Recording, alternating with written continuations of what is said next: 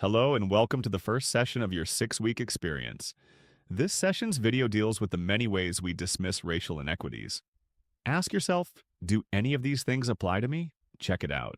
Hello, and thanks for joining us for Session 2. In this week's conversation, we are going to explore ethnic bigotry.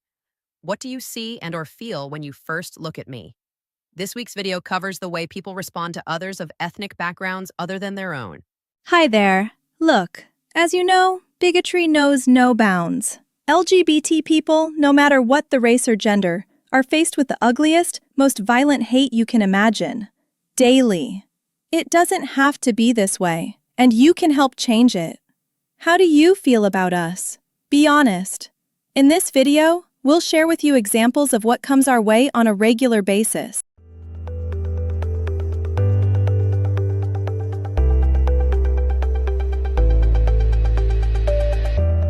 First, let me thank you all for participating in this group.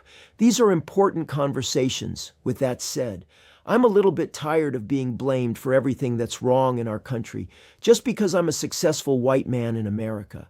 And by the way, I'm not going to apologize for it. I don't mistreat anyone and never have. Yet, when people look at me, they see a bigot, a racist, a supremacist, a homophobe, and a misogynist just because I'm white. Give me a break. White men are also judged by the way we look.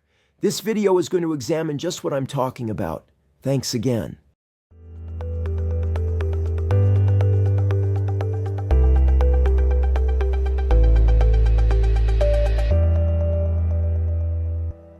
Welcome, everyone.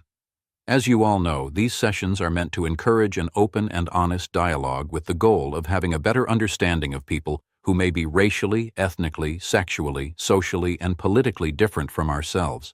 We know these things can be difficult and a little uncomfortable, but we hope to explore them in a safe and non-judgmental environment.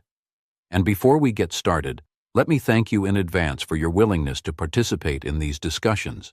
We all know that racism and other forms of bigotry wasn't created in the USA, but this is where we live, and this is where we can make a difference.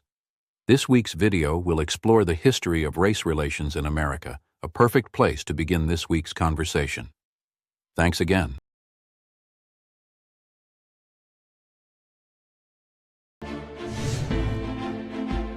What if I told you that the solution to economic inequality isn't economic policy, it's tackling racism?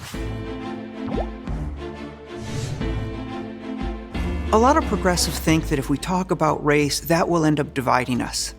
But the hard truth is, we're already divided. And we're divided because there's constant race talk in our society by conservatives. It's just that they're not talking about race expressly, they're using dog whistles.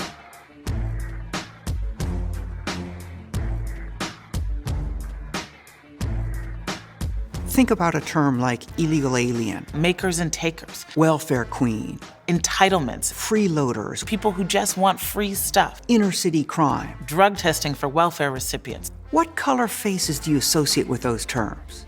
Or think about terms like the silent majority, the heartland, real Americans, hardworking taxpayers. What color faces do you see with those terms? Lyndon Johnson in 1964 is the last Democrat to win a majority of the white vote, and he won in a landslide, campaigning on the promise to end poverty in a generation. And yet, at the same time, racial anxiety is rising in the South because of the civil rights movement. Conservatives sense that they can use racial appeals as a way to win votes. And just 8 years later, Richard Nixon wins in an even bigger landslide, dog whistling about law and order and the silent majority. And then Ronald Reagan brings it home. You start out in 1954 by saying nigger, nigger, nigger. By 1968, you can't say nigger, that hurts your backfire, so you say stuff like forced busing, states' rights and all that stuff. And you're getting so abstract now, you're talking about cutting taxes, and all of these things you're talking about are totally economic things, and the byproduct of them is blacks get hurt worse than whites. We want to cut this, and we want is much more abstract than even the busing thing, and a hell of a lot more abstract than nigger nigger.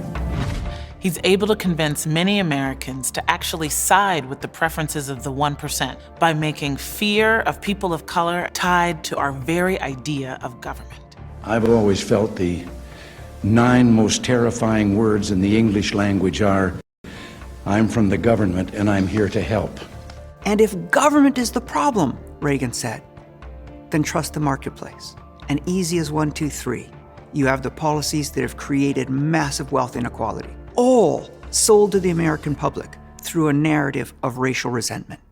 Racism is the belief in a hierarchy of human value, that some people are just worth more than others. And that doesn't just affect the people who are seen as worthless, because in a country where our fates are linked, as long as we believe in a hierarchy of human value, some of us will always end up on the bottom.